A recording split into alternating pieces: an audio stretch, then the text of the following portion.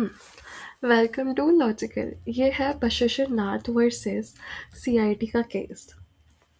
आइए इसके फैक्ट्स देखते हैं। एपेलेंट एसएससी ने अपील फाइल करी आर्ग्यू करते हुए कि section 8A of the taxation of income investigation commission act legal नहीं है और नल है।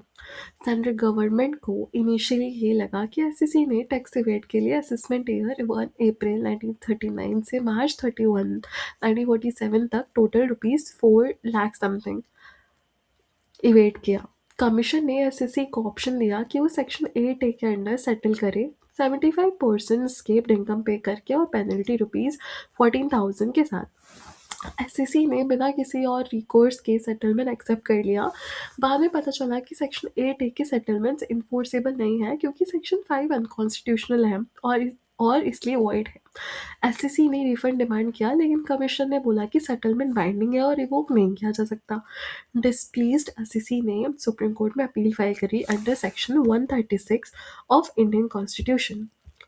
इश्यूज ये आते हैं, क्या सेटलमेंट जो सेक्शन 8A के अंडर हुआ वो इलीगल और वॉइड है? क्या सेटलमेंट एक्सेप्ट करने से एससीसी ने अपने फंडामेंटल राइट्स वेव करे?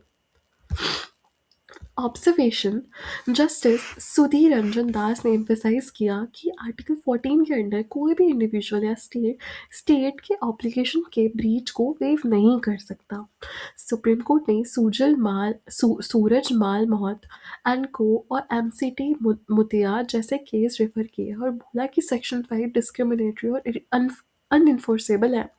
जस्टिस एन.एच. भगवती ने स्टैट्यूटरी कॉन्स्टिट्यूशन और फंडामेंटल राइट्स के बीच डिफरेंस हाईलाइट किया। कॉन्स्टिट्यूशनल राइट्स वेव हो सकते हैं क्योंकि ये सिटीजन के को कॉन्स्टिट्यूशन ने दिए हैं, लेकिन फंडामेंटल राइट्स अलग हैं।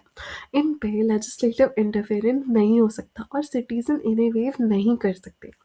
जस्टिस के सुब्बाराव ने आर्टिकल 13 की क्लैरिटी हाईलाइट करी।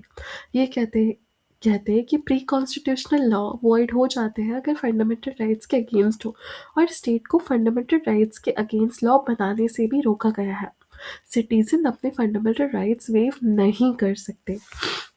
कंक्लूजन आता है कि सुप्रीम कोर्ट ने रूल दिया कि एक सिटीजन अपने फंडामेंटल राइट्स को वॉलंटरी वेव नहीं कर सकता, इसलिए proceeding under taxation of income investigation commission act अनल कर दी गई और यूनियन को रिफंड के लिए रिलीफ मिला। आई होप आपको ये केस समझ आया हो। Thank you so much.